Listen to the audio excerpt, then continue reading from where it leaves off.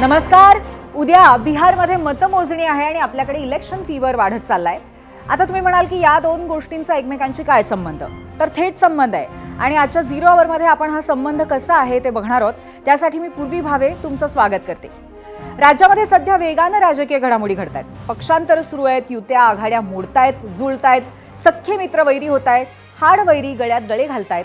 निवडणुकांचा माहोल आहे, त्यामुळे रोज नवनवीन छोटे मोठे रुसवे फुगवे, दिलजमाई हे सगळं होतच राहणार.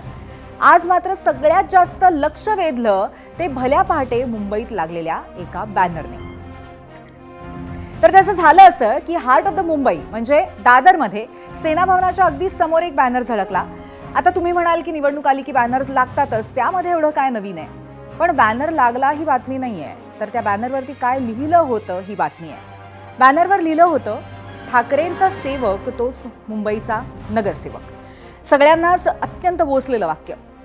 लक्की वामन कर्डक या मनसेच्या स्थानिक पदाधिकाऱ्याच्या नावे हा बॅनर झळकवला होता आणि ठाकरेंचा सेवक या शब्दांवरून भाजपनं टीकेचं मोहोळ उठवलं.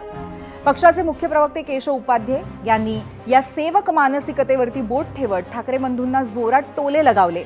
चंद्रकांत खैरे आदित्य ठाकरेंच्या पाया पडले. त्या काही वर्षापूर्वी गाजलेल्या घटनेची त्यांनी आठवण करून दिली. राजेशाही गेली आणि ठाकरेंची सरंजामशाही आली अशी बोचरी टीकाही केली.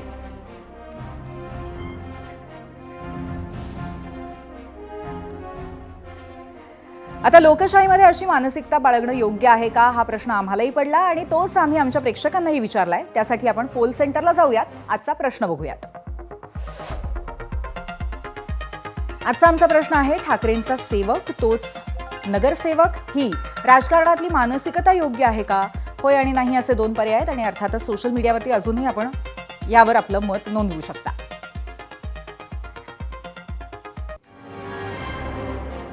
आणि यावर तुमच्या काय काय रिॲक्शन्स आहेत हे थोड्या वेळाने आपण बघणारच आहोत. पण आजचं हे बॅनर प्रकरण हे अगदी मनसे अध्यक्ष राज ठाकरे यांनाही आवडलं नसावं, कारण त्यांनी तातडीने तो बॅनर हटवण्याचे आदेश आपल्या कार्यकर्त्यांना दिले. यशवंत किल्लेदारांनी स्वतः तिथे जाऊन बॅनर हटवायला लावला, पण तरीही भाजपच्या नेत्यांनी टीकेची संधी सोडली नाही. तर ठाकरेंच्या शिवसेनेचं म्हणणं काय होतं तेही आपण ऐकूयात. संविधानामध्ये निवडून आलेल्या प्रतिनिधीला पब्लिक सर्वंट म्हटलं आहे, जनसेवक. आणि माननीय पंतप्रधान मोदीजींनी स्वतःला प्रधानसेवक म्हटलेला आहे. ही लोकशाहीची खरी व्याख्या आहे. लोकशाहीच्या व्याख्येला डावलून ठाकरे जर असे म्हणत असतील हे ठाकरेचे सेवक आहे, मात्र त्या ठिकाणी ठाकरेची सेवा करणार आहे, तर मग ते जनतेला न्याय देऊ शकणार नाही. ते ठाकरेच्या सेवेत दिवसभर राहतील. माझा शाखा प्रमुख त्याला मी विचारल्यानंतर तो म्हणाला, इथे आपलं कोणाचाही काही संबंध नाही, हा कोणीतरी खोटकळपणा केलेला आहे. सगळ्या गोष्टी अगदी ह्या इलेक्शनच्या काळामधल्या सर्व पक्षीय हे बट नॅचरल ज्या म्हणतात ना घटना आहेत, त्या घटना घडत असतात. शेवटी कुठलाही निर्णय हा पक्षप्रमुख देत असतो. हा जो काय बॅनर लावलाय की काय काहीतरी लिहिलं होतं ना त्यांनी, मुंबईचा सेवक तोच काहीतरी, ठाकरेंचा सेवक तोच मुंबईचा नगरसेवक. ही जी काही लाईन आहे, या लाईनमधून नेमकं त्यांना काय सुचवायचं होतं हेच कळलं नाही. आणि ही लाईन, ह्या लाईनमधून चुकीचा मेसेज जाण्याची शक्यता आहे. आणि ही लाईन न आवडल्यामुळे आम्ही हा बॅनर काढलेला आहे. थोडक्यात बावनकुळे काय, किशोरीताई पेडणेकर काय आणि किल्लेदार काय, सगळ्यांची भाषा वेगळी असली तरी त्यांना म्हणायचंय तेच. खरं तर एकेकाळी शिवसैनिक म्हणलं की त्याचा वेगळाच दरारा असायचा आणि कालांतरानं हाच दबदबा मनसैनिकांनीही तयार केला. मात्र होता होता आता राजकारण या पातळीला गेलंय का की सैनिकांचा सेवक झालाय? असो, इकडे ठाकरेंच्या बॅनरची चर्चा रंगली आहे, तर पिंपरीमध्ये पवारांच्या दोस्तीची चर्चा रंगली आहे. कालच्या 0 आवरमध्ये आपण त्याच्यावरती सविस्तर चर्चा केली आहे, त्यामुळे पुन्हा त्यावर बोलायला नको. पण दोन्ही राष्ट्रवादी एकत्र निवडणूक लढणार ही चर्चा सुरू झाल्याच्या दुसऱ्याच दिवशी छोटा भाऊ कोण आणि मोठा भाऊ कोण यावर दावे सुरू झाले. दोन्ही पक्षांचे शहराध्यक्ष काय म्हणतायत ते तुम्ही स्वतःच ऐका.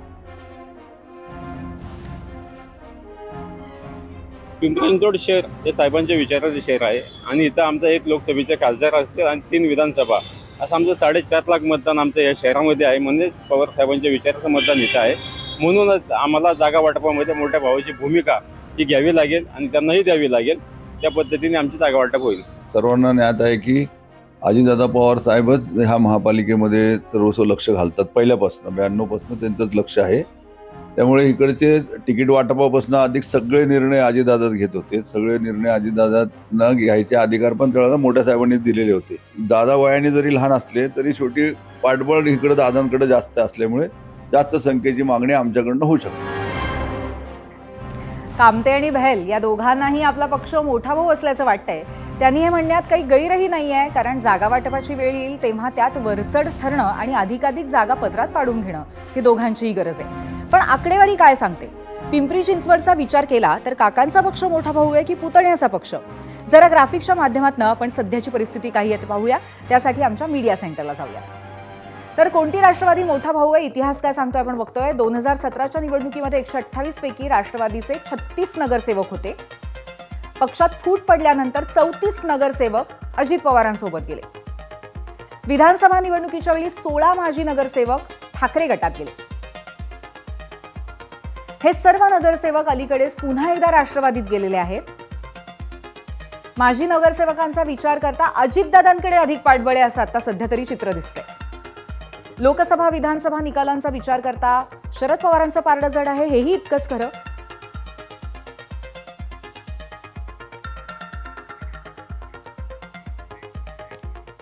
आणि त्यामुळे यावरून दोघांमध्ये बरीच चढाओढ रंगणार आहे, हेही तुमच्या लक्षात आलंच असेल. आता दोघात तिसरा, आता सगळं विसरा अशी भूमिकाही पाहायला मिळते. आणि ही भूमिका घेतली आहे काँग्रेसने दोन्ही राष्ट्रवादींच्या बाबतीत. म्हणजे जिथे अजितदादा आणि शरद पवारांचे पक्ष एकत्र असतील तिथे आपण त्यांच्यासोबत जायचं नाही असा निर्णय 2 दिवस मुंबईत चाललेल्या काँग्रेसच्या बैठकीत घेण्यात आल्याचं समजतंय. त्याबरोबरच मनसेच्या साथीने कुठेही आघाडी उघडायची नाही यावर पक्षाने आज शिक्कामोर्तब केल्याचंही कळतंय.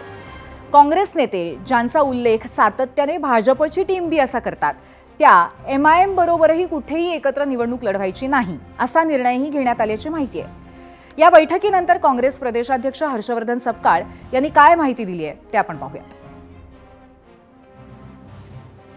येणाऱ्या 2-3 दिवसात सगळं चित्र स्पष्ट होईल.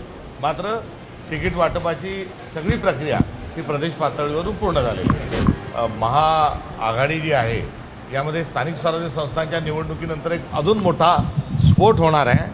आणि या तिन्ही पक्षांचे जे कार्यकर्ते आणि नेते आहेत हे इतर पक्षात आणि काँग्रेसमध्ये आलेले आपल्याला दिसतील. सगळ्या जिल्ह्यांच्या आढाव्याच्या अनुषंगानं मनसेच्या संदर्भात आघाडी आणि युतीचा प्रस्ताव कोणत्याही जिल्ह्यातून आलेला नव्हता. महानगरपालिकेच्या निवडणुका अजून घोषित झालेल्या नाही आणि जी निवडणुकीची प्रक्रिया सुरू आहे त्या प्रक्रियेच्या बद्दलच बोलणं हे योग्य ठरेल. ज्या प्रक्रिया अजून विलंबाने आहेत त्याबद्दल घाईगर्दीने बोलण्याची आवश्यकता नाही.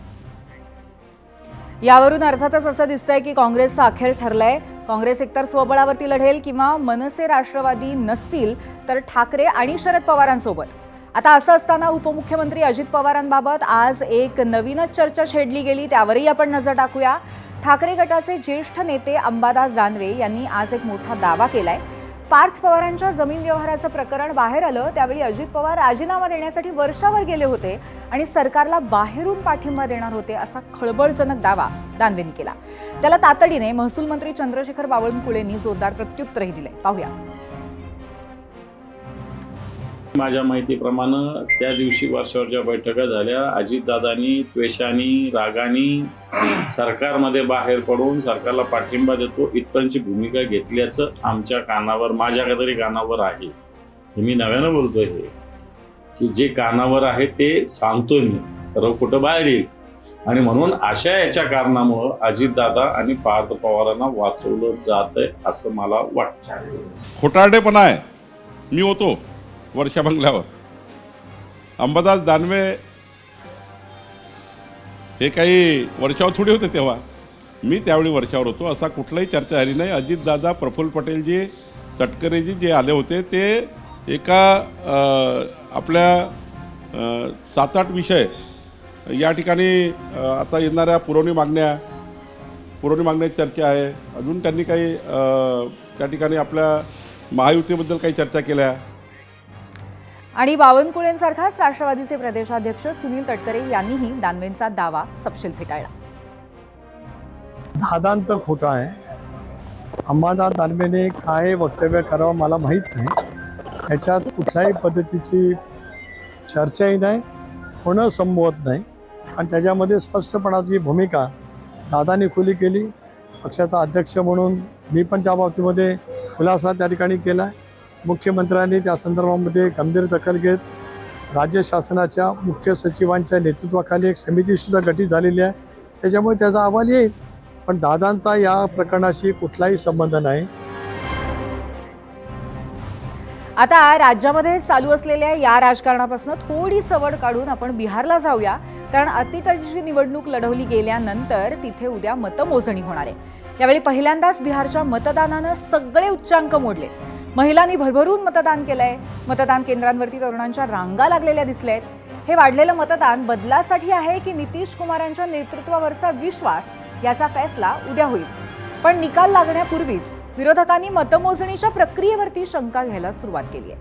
बिहारचे विरोधी पक्षनेते तेजस्वी यादव यांनी दुसऱ्या टप्प्याचं मतदान संपल्यानंतर एक्झिट पोल तसंच मतमोजणीबद्दल केलेले दावे पाहूयात.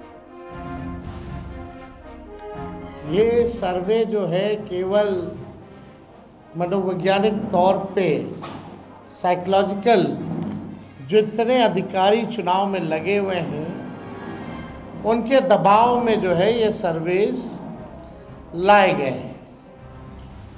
पहले भी आप लोग दिखाते थे कि मुख्यमंत्री का चेहरा पसंद किसे करती है बिहार की जनता, तो 16, 17, 18% से ऊपर नीतीश जी नहीं उठ पाए. सर्वे चलाया गया और पूरा प्रयास किया जाएगा कि काउंटिंग को स्लो किया जाए. पूरी प्रक्रिया काउंटिंग की स्लो ये लोग करवाएंगे. दहशत जो है जिला हेडक्वार्टर्स में पैदा करेंगे. जहां बॉम्ब ब्लास्ट होगा वहां कोई कार्रवाई नहीं करेंगे.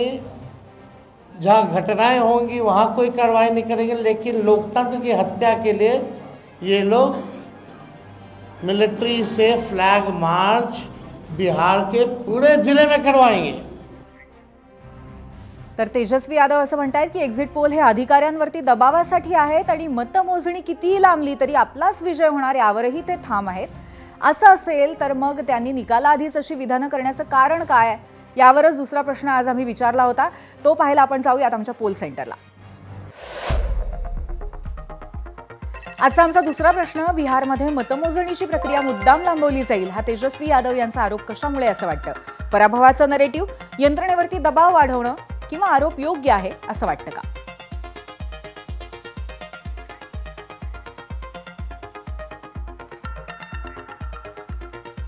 आणि या प्रश्नावरती तुमचा कौल आपण 0 आवरच्या शेवटी बघूच. बिहारमध्ये जो काही निकाल लागेल त्याचा परिणाम आपल्याकडे प्रचारात होऊ शकेल असं मी सुरुवातीला म्हटलं होतं आणि आता त्याचंही कारण मी सांगते. समजा बिहारमध्ये तेजस्वी यादव म्हणतायत त्यानुसार महागठबंधन बहुमतात आलं तर वोट चोरीचा विरोधकांचा मुद्दा काहीसा क्षीण होईल. पण तिथे पुन्हा एकदा भाजप संयुक्त जनता दलानं सत्ता राखली तर मात्र राज्यातल्या प्रचारामध्ये मतदार याद्यांमधला गोंधळ, ईव्हीएम हॅकिंग, व्हीव्हीपॅटचा घोळ हे मुद्दे पुन्हा एकदा जोरदारपणे मांडले जाऊ शकतात.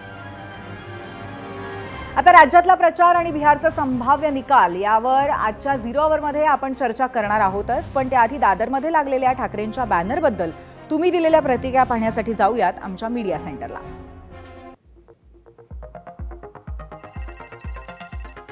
आजच्या प्रतिक्रिया आपण बघतोय. गोपाल यांनी एक्सपोजवरनं केलेली प्रतिक्रिया आहे. नगरसेवक हा ठाकरेंचा, पवारांचा किंवा कुठल्याही नेत्याचा सेवक नसतो, तो जनतेचा प्रतिनिधी असतो. नेत्यापुढे निष्ठेची माळ जपली की मतदार मागे पडतात.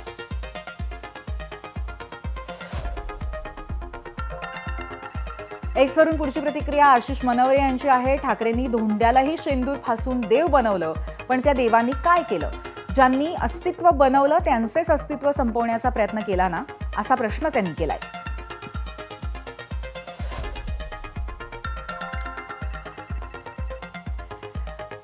पुढची प्रतिक्रिया अमित यांची आहे. मुंबईचा सेवक तोच ठाकरेंचा नगरसेवक, ही नवीन टॅगलाईन त्यांनी घ्यावी. ठाकरेंच्या नेत्यांना विनंती. युट्यूबवरनं अमित यांची प्रतिक्रिया. युट्यूबवरनं अमित चौधरी म्हणतायत गुजरातीचे गुलाम होण्यापेक्षा ठाकरेंचा सेवक कधी पण चांगला ना, असा प्रश्न त्यांनी केलेला आहे.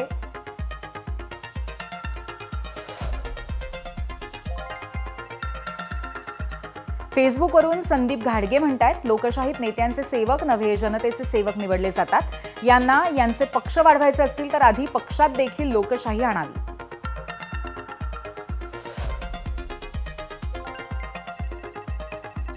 फेसबुकवरून पुढची प्रतिक्रिया. सेवक म्हणजे फक्त वडापाव खाणार आणि मालक BMCचा मेवा खाणार, विकास पवार म्हणतात फेसबुकवरनं.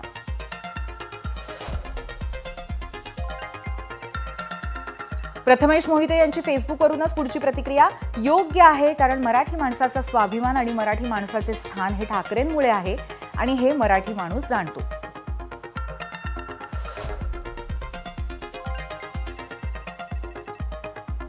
फेसबुकवरची पुढची प्रतिक्रिया गणेश पानसरे यांची आहे. खरंच महाराष्ट्र जर सुधारवायचा असेल तर राजकारणात घराणेशाही चालवणाऱ्यांना घरी बसवलं पाहिजे.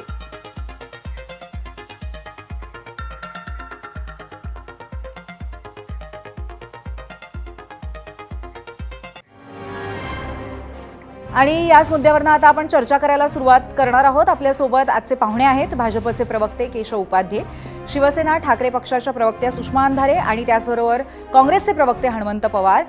सुषमाजी थोड्याच वेळात आपल्याबरोबर असतील. मला वाटतं काही तांत्रिक कारणामुळे अजून त्या जॉईन नाही झालेल्या. दोघांचंही मी मनपूर्वक स्वागत करते. आणि अगदी मी केशवजींना खरं तर पहिला प्रश्न आजच्या या बॅनरच्या अनुषंगानेच विचारणार आहे, कारण मला असं वाटतं की यावरनं आपण सुद्धा प्रतिक्रिया यापूर्वी दिलेली आहे आणि आपण आता प्रेक्षकांच्या पण प्रतिक्रिया बघितल्यात. तर हा बॅनर जेव्हा झळकला, आपण पाहिला, तेव्हा तुमची प्रतिक्रिया काय होती पहिली? त्याच म्हणजे खरं म्हणजे भारतीय जनता पार्टी वगळता इतर खासगी पक्ष जे आहेत त्या पक्षांची सर्वांगीण वृत्ती असतं, त्याचं प्रत्यंतर इथे आलं. कारण म्हणजे मुंबईचा नगरसेवक असतो, मुंबईच्या लोकांचा सेवक जो असतो, जो मुंबईच्या लोकांच्या सेवेसाठी असतो, तो नगरसेवक झाला पाहिजे. पण इथे तुम्ही आमचे सेवक, आमचे नोकर असाल तर तुम्हाला नगरसेवकाचं तिकीट मिळेल, तुम्हाला उमेदवारी मिळेल. या पद्धतीचं एकूण सर्वच राजकीय पक्ष भारतीय जनता पार्टीकडे कार्यकर्ते असतात आणि भारतीय जनता पार्टीचा कार्यकर्ता. एक विनंती आहे तुम्हाला, तुमच्या इथे जर टीव्हीचा आवाज असेल तर तुम्ही बंद कराल का? कारण त्याचा पुन्हा एकदा इकडे फीडबॅक येतोय. नाही, इथे माझ्याकडे टीव्ही नाहीये, मी कुठलाही आवाज इथे तुमच्या इथे असेल तर कृपया आपण तिथून बंद करावा, कारण त्याचा आवाज परत येतोय. तर तुम्हाला नगरसेवकाचं तिकीट मिळेल, तुम्हाला उमेदवारी मिळेल. केशवजी, आपण बोलणं सुरू ठेवा. माझं पूर्ण होऊ द्या. त्यामुळे मुळामध्ये असं कुठलं भारतीय जनता पार्टीकडे कार्यकर्ते असतात. इथे नितीन गडकरी किंवा देवेंद्रजी सांगतात की मी बूथ समितीचा अध्यक्ष होतो, तर राष्ट्रीय अध्यक्षपर्यंत मी गेलो, हे नितीन गडकरी सांगतात. असे अनेक संख्या इथं आपल्याला लोक नेते सांगू शकतो आपण. जे कार्यकर्ते होते ते नेते झाले, कारण आमच्याकडे लोकशाही आणि कार्यकर्ते आहेत. पण जिथे केवळ खासगी पक्ष, प्रायव्हेट प्रॉपर्टी मालमत्ता असते पक्ष म्हणजे, तिथे म्हणजे अशाच पद्धतीची सर्वांची मानसिकता असते. तिथे कर्तृत्वाला वाव नसतो. तिथे केवळ आमची उदरगिरी करा, आमचे सेवक व्हा, तरच तुम्हाला उमेदवारी मिळेल, हा संदेश असतो. आणि आज ठाकरेंच्या त्या बॅनर मधनं कुणी लावला, नंतर तो काढून घेतला, काय सगळं त्यावरती आलं, पण मुळामध्ये त्यातलं त्या मानसिकतेचं दर्शन प्रदर्शन या निमित्ताने घडलं. ही वस्तुस्थिती आहे, ती नाकारता येणार. बरं, सुषमाताई आपल्या सोबत आहेत. सुषमाताई, आज राज ठाकरेंच्या वतीने म्हणजे मनसेच्या वतीने जो बॅनर लागलेला होता तो नंतर राज ठाकरेंनी काढायला लावला. या सगळ्याचा तुम्ही काय अर्थ घेता आणि अर्थातच त्यावरती असलेल्या संदेशाचाही? नाही, मुळात तो बॅनर कोणी लावला, कधी लावला हे माहित नाही, पहिली गोष्ट. पण समजा त्या बॅनरवरून जर काही भाजपाला आक्षेप घ्यायचे असतील, भाजपाच्या प्रवक्त्यांना आक्षेप घ्यायचे असतील, तर अशा आक्षेप घेणाऱ्या सगळ्या प्रवक्त्यांनी पहिल्यांदा याची उत्तरं दिली पाहिजेत की असे भाजपमध्ये अनेक महाभाग आहेत जे नरेंद्र मोदी हे आमचे पिताश्री आहेत असं म्हणणारे आहेत, किंवा अतिशय म्हणजे देवेंद्रजींच्या पेक्षा सुद्धा वय जास्त असणारे काय म्हणता येतील त्याला शहाजी बापू पाटील. तर शहाजी बापू पाटलांच्या सारखी माणसं आहेत की जी माणसं म्हणतायत की देवेंद्रजी आमच्या वडिलांसारखे आहेत, मी त्यांच्या लेकरासारखा आहे. आपल्या घरातल्या सख्ख्या बापाला सोडून जे देवेंद्रजींना बाप म्हणतात, नितेश राणेंसारखा माणूस की आमचा बाप वर्षा बंगल्यावर बसलेला आहे. ते या सगळ्या लोकांनी इतरांना काय शहाणपण पाजळावं बरं आणि काय त्याच्यावर सांगावं, ज्यांच्याकडे लोकशाही नावाची गोष्टच अजिबात नाहीये. लोकशाही कशाशी खातात हे ज्या पक्षाला माहित नाहीये, त्या पक्षाने आम्हाला सांगायचं काय? बर, केशवजी.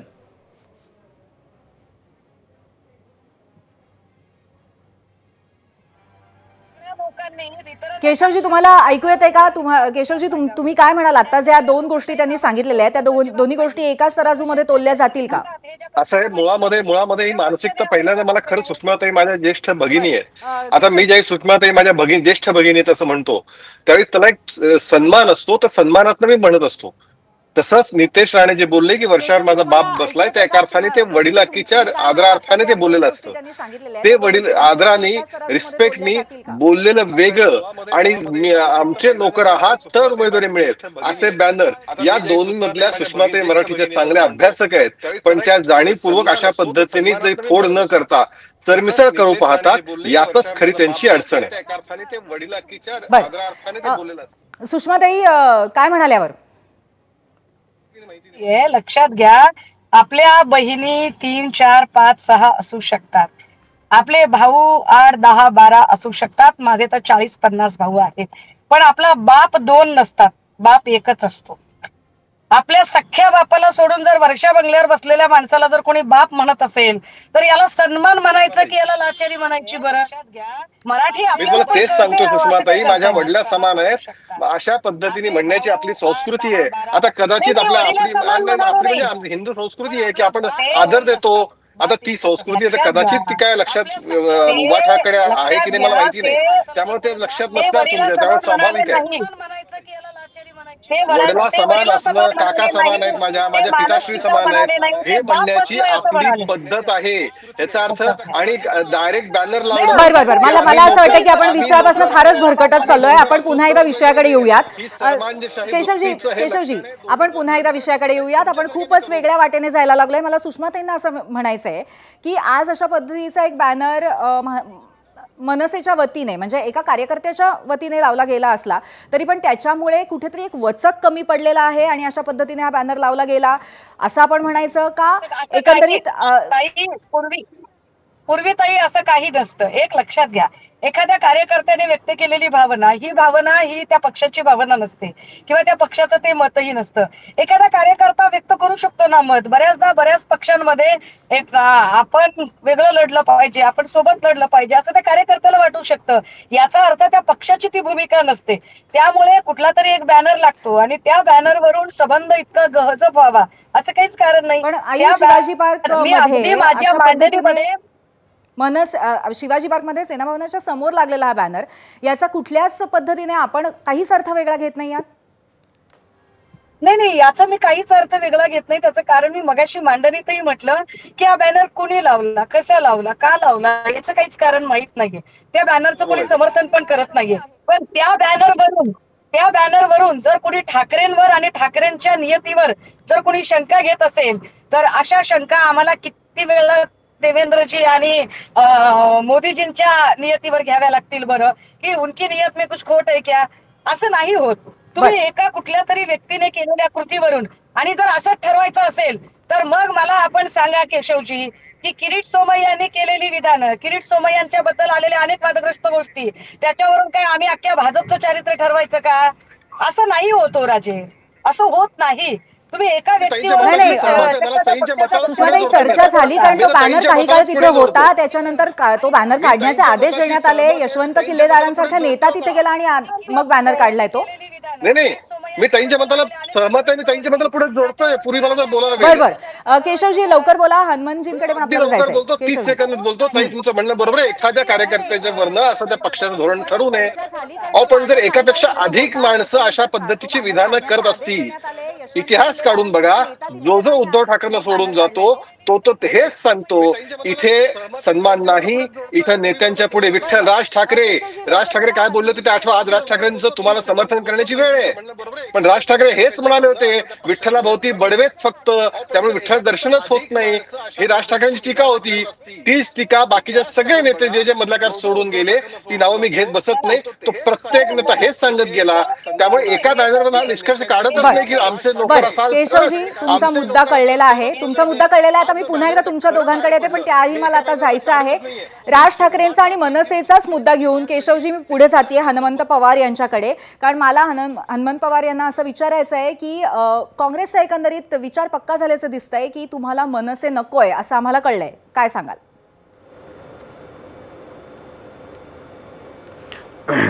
महाविकास आघाडीमध्ये जे पक्ष आहेत त्यांच्यासोबत स्थानिकच्या जिल्हाध्यक्ष, तालुकाध्यक्ष, शहराध्यक्ष यांनी बोलणी करावी आणि महाविकास आघाडीचा आपल्या पक्षाला, आपला पक्षाचा महाविकास आघाडीमध्ये असलेल्या पक्षांना फायदा होईल आणि भारतीय जनता पक्ष आणि महायुतीचा पराभव होईल अशाच युती आणि आघाड्या कराव्या अशा स्पष्ट सूचना प्रदेश पातळीवरून जिल्हाध्यक्ष, तालुकाध्यक्ष आणि शहराध्यक्षांना दिलेल्या आहेत. महाराष्ट्र नवनिर्माण सेनेकडून काँग्रेसला कुठलाही प्रस्ताव अद्याप आलेला नाही. काँग्रेसकडून मनसेला कुठलाही प्रस्ताव अजून दिलेला नाही. त्यामुळे ही चर्चा आमच्यासाठी संपलेली आहे. आता नगर परिषद निवडणुका, येत्या जिल्हा परिषद, महानगरपालिकाच्या निवडणुका ह्या महाविकास आघाडीमध्ये असलेल्या घटक पक्षासोबत लढायच्या आणि त्याच्या अधिकार स्थानिक कमिटीला आम्ही दिलेले आहेत, हे स्पष्ट आहे. त्यामुळे आता मनसे असेल का, MIMचं काय असेल किंवा आणखी काय असेल, याला आमच्या लेखी आता अर्थ नाही. महायुतीचा पराभव करण्यासाठी महाविकास आघाडी म्हणून एकत्र लढणे हा आमच्यासाठी प्राधान्यक्रम असेल. बरं, पण असं असताना जेव्हा उद्धव ठाकरे आणि राज ठाकरे कुठेतरी युतीमध्ये लढणार असं चित्र आहे आणि त्याचबरोबर सातत्याने उद्धव ठाकरेंच्या शिवसेनेकडनं सुद्धा कुठेतरी राज ठाकरेंना पण सोबत घेण्याबद्दल सातत्याने वक्तव्य केली होत होती, संकेत होत होते. मग अशा स्थितीमध्ये आता तुमची उद्धव ठाकरेंची पुढची चर्चा कशी होणार आहे महाविकास आघाडीच्या अनुषंगाने? अगदी मागच्या एक दिवसापूर्वी महाविकास आघाडीमधल्या घटक पक्षांचे प्रदेशाध्यक्ष म्हणजे अनिल परब साहेब शिवसेनेकडून होते, शिंदे साहेब शरद पवार साहेबांच्या राष्ट्रवादीचे प्रदेशाध्यक्ष होते आणि आमचे प्रदेशाध्यक्ष हर्षवर्धनजी सपकाळ येत्या नगर परिषद निवडणुकीच्या अनुषंगाने, त्यात खासदार सुप्रियाताई सुळेही उपस्थित होत्या. येत्या नगर परिषद निवडणुकाच्या अनुषंगाने महाविकास आघाडीमध्ये असलेल्या पक्षांसोबत प्राधान्याने आम्ही राहू.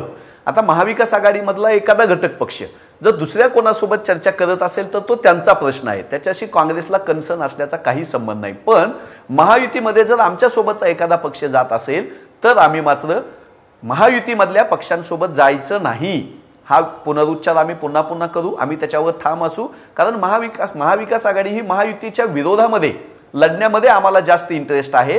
त्यांचं जे काम आहे, जनविरोधी त्यांचं जे काम आहे, त्यांचा जो भ्रष्टाचार आहे, त्यांनी जो स्थानिक स्वराज्य संस्थांमध्ये जो नांगानाच केलेला आहे अक्षरशः विकासाच्या नावाखाली भ्रष्टाचार करून, त्याला जाब विचारणे, त्याला लोकांमध्ये घेऊन जाणे ही आमची प्रायोरिटी असेल. त्यामुळे एखादा पक्ष सोबत आहे का नाही यापेक्षा महाविकास आघाडी म्हणून आम्ही मजबूतपणे लढू, यावरच आम्ही गांभीर्यानं सोबत आहोत आणि आम्ही लढतोय.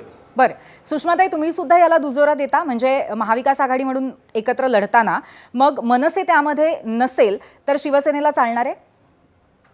ऐका, महाविकास आघाडी म्हणून आम्ही एकत्र लढतोय आणि महाराष्ट्र नवनिर्माण सेना आणि माझा पक्ष हे एकत्र लढणार की नाही लढणार, की किती जागांवर लढणार, किती ठिकाणी लढणार, या सगळ्यांच्या किंवा लढणार नाही या सगळ्यांच्या संबंधाने मला नाही वाटत की आत्ता ती चर्चा करायची वेळ आहे.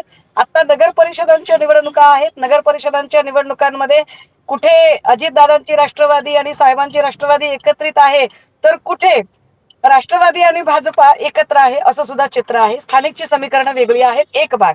दुसरं असं की ज्यांना महाविकास आघाडीची एवढी चिंता पडलेली आहे त्यांना महायुतीतलं कळत नाही राव. आजच मंदा म्हात्रेंनी सांगितलं की काही झालं तरी महिला महापौर होणार आहे.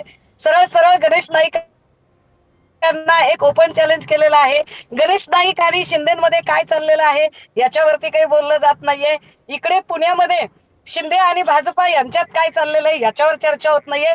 म्हणजे महायुतीमध्ये इतका बेबनाव असताना, महायुतीमध्ये इतका सावळा गोंधळ असताना त्याच्यावर चर्चा न करता जी महाविकास आघाडी जॉईंट फॅमिली म्हणून आणि अक्षरशः लोकशाहीचं प्रतीक म्हणून सगळ्यांचा सन्मान करत आणि सगळ्या प्रवक्त्यांनी एकमेकांना अत्यंत सामंजस्याने समजून घेतली तर मांडणी चालू आहे, तिथं का याची वाट बघितली जाते. हे माझ्यासाठी अत्यंत कमाल चित्र आहे. महायुतीच्या बाबतीत काही प्रश्नच उपस्थित केले जात नाहीयेत. जसं काही महायुतीमध्ये सगळं आलबेलच चाललेलं आहे. महेंद्र थोरवे आणि आता दादांची राष्ट्रवादी याच्यातला नेमका काय कलगीतुरा रंगलाय हा सगळ्यांना माहिती आहे. त्याच्यावर काहीच बोललं जात नाही. काय पद्धतीने भाजपा सोबतच्या पक्षांना आम्हाला एकही कुबडीची गरज नाही म्हणत शिंदे आणि दादांना कशा पद्धतीने बॅकफुटला ढकलण्याचा प्रयत्न करत आहे हे अगदी सगळ्यांच्या समोर चित्र आहे आणि त्यावर चर्चा होत नाही. नाही सुषमाताई, मी अगदी तुम्हाला सांगू इच्छिते की अत्यंत महायुतीतला महागोंधळ हा सुद्धा अत्यंत महत्त्वाचा विषय सातत्याने राहिलेला आहे. त्याच्यावरती सगळ्या पातळीवरती चर्चा होतीये आणि मला असं वाटतं आपण केशवजींना थेटच विचारूया काय काय गोंधळ चाललेला आणि कसा सावरणार आहात तुम्ही? असं आहे की मुळामध्ये महायुती महाराष्ट्रातला तीन पक्ष मोठे, भारतीय जनता पार्टीची मोठी ताकद आहे आणि स्वाभाविकपणे त्यासोबत शिवसेना आणि राष्ट्रवादी दोघे आहेत. आता प्रश्न असा आहे की या महायुतीचे तीन प्रमुख नेते माननीय देवेंद्रजी, माननीय अजित पवार आणि एकनाथ शिंदे हे तिघही एकमताने सगळीकडे जात आहेत, बोलतायत आणि भाषणं करतायत आणि तिघांमधला समन्वय सगळे महाराष्ट्र पाहतोय. त्या उलट आता काँग्रेसचे प्रदेशाध्यक्षांनी परवा सांगितलं मनसेच्या युतीबाबत काय अजून काही ठरलं नाही, काही प्रस्ताव नाही, अमुक नाही तमुक नाही. त्या दुसरीकडे राष्ट्रवादीचे शरद पवार गटाचे प्रदेशाध्यक्ष दुसरी भूमिका मांडतायत. त्यानंतर उभाठाचं वेगळंच तिकडे काहीतरी चाललेलं असतं. त्यामुळे 3 पक्षांचे प्रमुख नेते ज्यावेळी वेगळ्या पद्धतीची भूमिका मांडतात, आता खाली म्हणजे आमचं तर ठीक आहे, आपण तिथे शिंदेच्या शिवसेनेची युती करावी की नाही हे उद्धव ठाकरेंनी स्वतः नाराजी व्यक्त केलं, तर आज छापून आलंय किंवा बोललं गेलंय. आता तिथे या पद्धतीचं जर तुमच्या नेत्यातच एकमत नसेल तर त्याचे वाभाडे जनता काढणारच. त्यासाठी प्रमुख नेत्यांनी मुळात एकमत असावं लागतं. ज्यावेळी मोर्चा निघतो मुंबईत त्यावेळी काँग्रेस अध्यक्ष येत नाहीत, फिरकत नाहीत. अनेक अशी उदाहरणं दिसतात की ज्यावेळी काँग्रेसचे प्रदेशाध्यक्ष या मनसेसोबत जायला तयार नसतात किंवा त्या उभाठासोबत येत नाहीत, असं अनेक चित्र ज्यावेळी दिसतं त्यावेळी स्वाभाविकपणे आघाडीचे महाविकास आघाडीचे वाभाडे जनतेमध्ये निघताना दिसतात. खाली का बाकी कार्यकर्त्यांमधले मतभेद हे सगळे त्यांच्याकडे असतील, आमच्याकडे असतील. कार्यकर्त्यांचे मतभेद हे चालू असतात, ते चालू राहणार, कारण शेवटी कार्यकर्त्यांच्या महत्वाकांक्षा असतात आणि त्या पूर्ण करण्याचं नेतृत्व पूर्ण करत असतं. मुख्य गोष्ट अशी असते की तुमचे नेते काय पद्धतीची भाषा बोलतात आणि ते नेते काय बोलतात. आमचे तिन्ही नेते एका सुरात महायुतीनं एकत्र लढू या पद्धतीची भूमिका मांडतात. हे सगळ्यात जास्त. केशवजी मुद्दा कळलेला आहे. आता हनुमंत पवार यांच्याकडे पुन्हा एकदा जाते. सुषमाताई येते तुमच्याकडे. मी 10 सेकंड घेते, फक्त 10 सेकंड घेते. केशवजी तुमचं कौतुक करावं थोडं. तुम्ही म्हणताय की कार्यकर्ते बोलतात, नेते एकमुखाने आहेत. तुम्हाला अमित शहाना कार्यकर्ता म्हणायचे की नेता म्हणायचे? कारण अमित शहा स्वतः असं म्हणाले की आम्हाला कुठल्याही कुपड्यांची गरज नाही, आम्हाला कुठल्याही कुपड्यांची मी तुम्हाला थोडंसं थांबवते. या मुद्द्यावरती परत येऊया. मी जाते हनुमंतजींकडे. 2 मिनिटं आपण थांबूया. हनुमंतजी तुम्हाला काय म्हणायचंय? हे बघा, महाविकास आघाडीमध्ये अतिशय एक दिलानं एक विचारानं सगळं काही सुरू आहे. मला केशवजींना आणि भारतीय जनता पक्षाला प्रश्न विचारायचे. का हो तुमच्या पुण्यामध्ये मुरलीधर मोहोळ खासदार मंत्री आणि रवींद्र दंगेकर यांचं पॅचअप झालं का? तिकडं खानदेशामध्ये महाजन साहेब आणि दादा भुसे साहेब यांचं पॅचअप झालं का हो तुमचं? हातगाईवर आलेले आहेत. तिकडं रायगडमध्ये भरत गोगावले शेठ आणि तटकरे साहेब यांच्या हातगाईवर लढाई चालू आहे ना. ठाण्यामध्ये, खुद्द ठाण्यामध्ये गणेश नाईक साहेबांनी राक्षसाचं रावणाचं दहन करायचंय असे स्टेटमेंट केलेले आहेत. कोण आहे तो रावण? महाविकास आघाडीमध्ये कोणीही आम्ही एकमेकाला राक्षस म्हणण्यापर्यंत आमचे मतभेद नाही आणि नव्हते. पण तुम्ही एकमेकाचं दहन करायची भाषा करताय आणि तरी एक दिलाने एकजुटीनं आम्ही लढायची अशी भाषा करताय. महायुतीमधला सावळा गोंधळ हा या निवडणुकीमध्ये आणखी उघडा पडतोय आणि तो पडू नये म्हणून महाविकास आघाडीमध्ये असलेल्या नसलेल्या गोष्टीचं भांडवल करायचं चालू आहे. त्याचा मी निषेध करतो. महायुतीमध्ये हातगाईवर कार्यकर्ते आलेले आहेत. हातगाई अक्षरशः एकमेकाला दहन करायची भाषा करतायत. तर हे महाराष्ट्र उघड्या डोळ्यांनी हनुमंतजी आपण थेट केशवजींनाच विचारूया. केशवजी सांगा ना, हा रावण कोण आहे?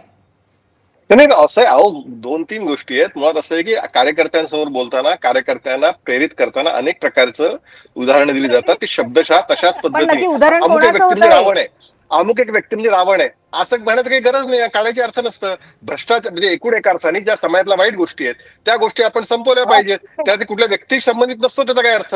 शेवटी असं आहे की आता समजण्याचं वकूफ हे जर काँग्रेस पक्षाच्या प्रवक्त्याकडे का नसेल तर मी त्याला काहीच बोलू शकत नाही. मुळामध्ये असं आहे की काँग्रेसचे प्रदेशाध्यक्ष मोर्चाला का गेले नाहीत हा माझा प्रश्न तर देतच नाहीये. काँग्रेसचे प्रदेशाध्यक्ष त्या नोंदणी मतदारांसाठी एकनाथ शिंदे शिष्टमंडळ का गेलं नाही त्याचं उत्तर ते देतच नाहीत. त्यामुळे मला असं वाटतं की या सगळ्या भूमिकांमध्ये मुळामध्ये काँग्रेस पक्षाचं नेतृत्व जे प्रदेशाध्यक्ष आहेत ते या सगळ्या महाआघाडीमध्ये का दिसत नाहीत याचं उत्तर केशवजी उत्तर देऊ देत ना. आधी हनुमंत पवार यांना आपण विचारूया. बोला हनुमंतजी. पूर्वीजी केशवजी म्हणाले की रावणाचं दहन हे राक्षसाचं दहन, वाईट प्रवृत्तीचं दहन असं. अहो गणेश नाईक साहेब प्रवचन देत नव्हते, कीर्तन करत नव्हते, राजकीय सभेमध्ये बोलत होते, ठाण्यामध्ये बोलत होते. येत्या महानगरपालिका निवडणुकीत आपल्याला राक्षसाचं दहन करायचंय असं म्हणाले म्हणजे लहान पोराला पण कळेल. माझा वकूब सोडा, पण महाराष्ट्रातल्या रिक्षावाला, टपरीवाला, साता शेतमजूर सुद्धा त्याचा सुद्धा वकूब आहे की गणेश नाईक साहेब रावण म्हणजे एकनाथ शिंदे साहेबांविषयी म्हणाले. तुम्ही का घाबरताय म्हणाले म्हणून सांगायला? गणेश नाईक साहेब घाबरत नाही, तुम्ही कशाला घाबरताय? आणि केशवजी अजून एक आपण म्हणाल की कार्यकर्त्यांना प्रेरित करण्यासाठी ही भाषा वापरावी लागते. मला सांगा, दंगेकरांनी मुरलीधर मोहोळांचा जो बँड वाजवलेला आहे तो कार्यकर्त्यांना प्रेरित करण्यासाठी वाजवलेला आहे? सगळ्या विषयामध्ये आपण कुठल्या आविर्भावात राहतो, कुठले अर्थ काढतो, ताई आणि काय काँग्रेसचे माजी मित्र प्रवक्ते त्या दोघांनी तुमच्या विश्वास राहावं. असं आहे की भारतीय जनता पार्टी, शिवसेना आणि राष्ट्रवादी या 3 नेत्यांमध्ये एक अतिशय उत्तम समन्वय आहे. त्यामुळे या सगळ्या विषयामध्ये बाकी कार्यकर्ता स्तरावरती माझं पण आधी चिंता करा. ठाकरे दस्तूरखुद्द उद्धव ठाकरे कोकणामध्ये शिंदेच्या सोबत जाण्यावरती काय नाराजी व्यक्त केली, त्याबद्दल काय करायचं? कार्यकर्त्यांचा उद्धव ठाकरेंचा ऐकायला तयार नाहीये, याचं काय करायचं ताई? ज्यांच्याबद्दल ज्यांच्या विरोधात संघर्ष केला त्या संघर्ष केला त्या शिंदेसोबत कोकणातले कार्यकर्ते युती करायला निघालेत, त्याच्यात ते उद्धव ठाकरेंना पसंत नाहीये. ही खरी मोठी चिंता, मोठी बातमी आहे. तर कार्यकर्ते सुद्धा ऐकायला तयार नाहीत. ही खरी मोठी बातमी असली पाहिजे. ती चिंता तुम्ही करत नाही आहात. काँग्रेसचे प्रदेशाध्यक्ष मनसे उभाठाला मोर्चाला फिरकत नाही. हे महाआघाडीतलं जे जो भेदभाव दिसतोय त्याच्याबद्दल आपण बोललं पाहिजे, ते बोलतच नाही. आमचे 3 नेते एकमताने करतील, चिंता त्याची नाही आम्हाला. बर ठीक आहे. हनुमंतजी. केशवजी प्रॉब्लेम हा आहे की तुम्ही चिंता याची करा की रायगड आणि सुषमाताई थोडं थांबा, केशवजी थोडं थांबा. तुम्ही आपले मुद्दे मांडलेले आहेत. आता आव्हानं प्रत्याव्हानं होतील, पण मुळामध्ये आघाडी किंवा महायुतीच्या प्रमुख नेत्या केशवजी तुमचे मुद्दे कळलेले आहेत. आता आपण सुषमाताईंना आणि हनुमंत पवार यांना सुद्धा थोडा वेळ देऊया.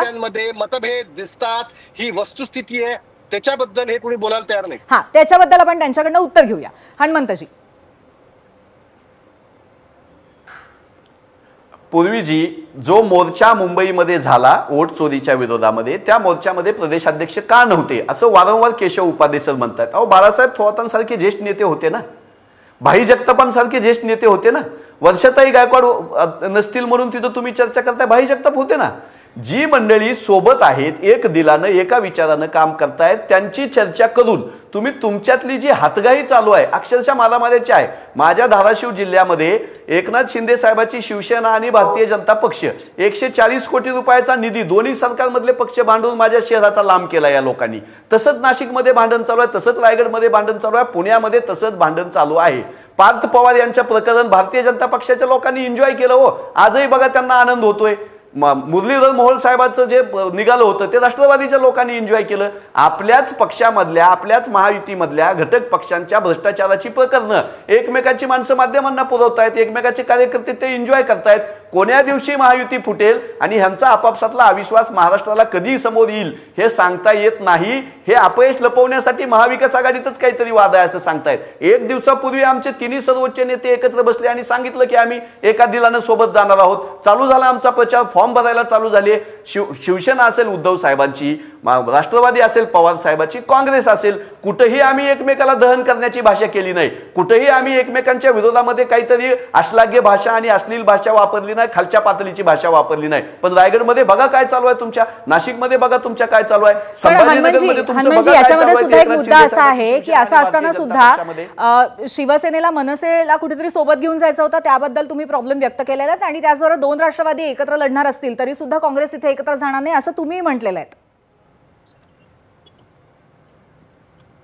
आम्ही स्पष्ट सांगतो की महायुती सोबत कुणीही जाऊ नये, जाणार नाही. जे कोण जातील त्यांच्यासोबत आम्ही नसेल. आज आम्ही या घडीला नगर परिषद निवडणुकांमध्ये शिवसेना, काँग्रेस, राष्ट्रवादी एका दिलानं लढतोय. मनसेचा आम्हाला प्रस्ताव नाही, आमचा मनसेला प्रस्ताव नाही. आमचा प्रचार चालू झाला, फॉर्म भरायला चालू झाला. बाकी महानगरपालिकेच्या निवडणुकांना आणखी वेळ आहे, जिल्हा परिषदेच्या निवडणुकांना आणखी वेळ आहे, चर्चा होतील. बर ठीक आहे. केशवजी, जर मनसे आता महाविकास आघाडीबरोबर जाणार नसेल तर पुन्हा एकदा तुमची जी कुठेतरी एक डायलॉग होता राज ठाकरेंबरोबर किंवा शिंदे सेनेचा जो डायलॉग होता तो सुद्धा कुठेतरी सुरू आहे, अजूनही तो पुन्हा होताना दिसू शकतो? मुळामध्ये असं आहे की आता महायुती म्हणून जे 3 प्रमुख पक्ष या ठिकाणी आहेत ते 3 प्रमुख पक्ष म्हणूनच आता येणाऱ्या निवडणुकांना सामोरे जातील, याच्याबद्दलचं कुणाच्या मनात शंका बाळगायचं कारण नाही. मी तुम्हाला हेच सांगायचा प्रयत्न करतोय की इथेच हनुमंत पवारांनी हे स्पष्ट केलं की एकीकडे ते म्हणतात की भारतीय जनता पार्टी विरोधातले सगळे पक्ष एकत्र आले पाहिजेत, त्याच वेळी ते म्हणतात काँग्रेस मनसेला आमचा प्रस्ताव नाही, मनसेचा आम्हाला प्रस्ताव नाही. यांच्यामध्ये एकमत होत नाही. साधे एक इतके इगो मोठे म्हणजे किती म्हणजे भारतीय जनता पार्टी लोकांचा पक्ष त्यामुळे स्वाभाविकपणे मोठा पक्ष आहे, पण तरी सुद्धा या ठिकाणी अस्तित्वाची लढाई जी सगळे पक्ष लढतायत त्यावेळी एकमेकांचे इगो ह्यांचे इतके मोठे आहेत, त्यामुळे एकमेकांना प्रस्ताव पाठवण्याची मानसिकता नाही. आणि हे काय लोकांचे प्रश्न समोर घेऊन लढणार आहे त्याच्यामध्ये आमच्या समोर. त्यामुळे यांचा प्रश्न असा, यांच्यातले जे मतभेद आहेत ते सगळी जनता पाहतीये आणि स्वाभाविकपणे ते वाभाडे सगळीकडे जास्त निघणार. त्यामुळे त्याची चिंता त्यांनी करावी. आता दोन हे म्हणतात भाजप सोबत जातील ते आमच्यासोबत नसतील, तिकडेच म्हणजे महायुतीसोबत जातील ते आमच्यासोबत नसतील, तिकडे चालले ना तिकडे. मग आता तेच उदाहरण घ्यायचं झालं तर त्यांचेच काही जण वेगळ्या ठिकाणी महायुतीतल्या पक्षांसोबत आघाड्या करत असतील, मग यांची भूमिका काय राहिली? कसलं एक दिलावने आम्ही लढतोय. बरोबर आहे. नाही, हा अत्यंत मोठा विषय आहे आणि त्याच्यावरती सुद्धा अनेक पैलू आज तुमच्याशी चर्चा करून आम्हाला कळलेले आहेत आणि असेच काही पैलू आपण सातत्याने उकलत राहणार आहोत. त्यामुळे पुन्हा एकदा चर्चेसाठी भेटूच, परंतु आज मात्र आपण इथेच थांबतोय. पुन्हा एकदा खूप खूप धन्यवाद तुम्हा तिघांनाही. आणि यानंतर आपण पोल सेंटरला जाऊया आणि पाहूया महाराष्ट्राचा कौल.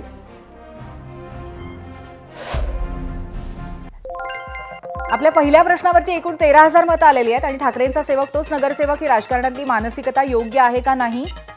63% लोकांनी होय असं उत्तर दिलंय आणि 37% लोकांनी नाही असं उत्तर दिलंय. आणि आजच्या विषयाच्या अनुषंगाने आता एबीपी माझाची भूमिका आणि त्याचबरोबर आमचा संपादकीय पॉइंट ऑफ व्ह्यू आपण जाणून घेऊया. त्यासाठी जाऊयात आमच्या कार्यकारी संपादक सरिता कौशिक यांच्याकडे. सरिता, पूर्वी तू 0 आवरमध्ये एकीकडे बिहारची धाकधूक आणि दुसरीकडे महाराष्ट्राची रस्सीखेच दाखवलीस. बिहारमध्ये एनडीए जिंकलं तर नितीश कुमार मुख्यमंत्री होणार का? आणि महागठबंधन विजयी झालं तर तेजस्वी यादव टॉप खुर्ची भूषवणार हे पक्क झालंय. खरं तर तिथेही युती आघाडी आहे, पण तिथेही दोन्ही बाजूला निर्णय घेणं तेवढंसं सोपं नव्हतंच. तिथेही बराच काळ कोण छोटा भाऊ कोण मोठा भाऊ हे चाललंच. युतीत असूनही चिराग पासवानला नितीश कुमार चालत नाही हा मुद्दाही झाला, तर अमित शहांचं वक्तव्य सुद्धा आलं. शेवटी भाजपला मात्र केंद्रात सरकार टिकवून ठेवायचं असेल तर बिहारमध्ये त्यांना कितीही जास्त जागा मिळाल्या तरी नितीश कुमारांची त्यांना गरज लागणारच आहे. तेच महागठबंधनमध्येही आपल्याला बघायला मिळालं. तिथेही बरेच खलबतं झाली. काँग्रेसनं तेजस्वीला मुख्यमंत्री पदासाठी पाठिंबा लगेच दिला नाही. बिहारमधील भाजप विरोधी असणाऱ्या एक मोठा गठ्ठा मतदानाचा आहे, तो म्हणजे यादव मतदान. ते तेजस्वीच्या बाजूनं आहे. 2020चा निकाल सुद्धा तेजस्वीच्याच बाजूनं मोठा आहे. पक्षातील त्याची मजबूत पकड आहे, तर मित्र पक्षांशी चांगला संबंध सुद्धा आहे. हे सगळं बघता मग काँग्रेसनं जिंकण्याची शक्यता त्यातल्या त्यात तेजस्वीला चेहरा केलं तर आहे हे लक्षात घेतलं आणि बऱ्याच काळानंतर उमेदवारीला मुख्यमंत्री पदाच्या काँग्रेसनं होकार भरला. खरं तर सध्या स्थानिक स्वराज्य संस्थांच्या निवडणुकीत महाराष्ट्रात अगदी तेच होतंय. प्रत्येकाचं पहिलं टार्गेट आपला पक्ष वाढवणे आहे, आपला माणूस महत्त्वाच्या स्थानावर असावा हे आहे, उमेदवार आपलाच असावा असंही आहे, जास्तीत जास्त उमेदवार आपलेच असावे हेही आहे.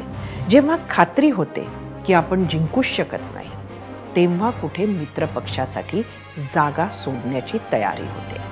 सत्ता कायम ठेवायची असेल किंवा सत्ता मिळवायची असेल, दोन्हीसाठी जे करावं लागेल ती करण्याची तयारी मग असते.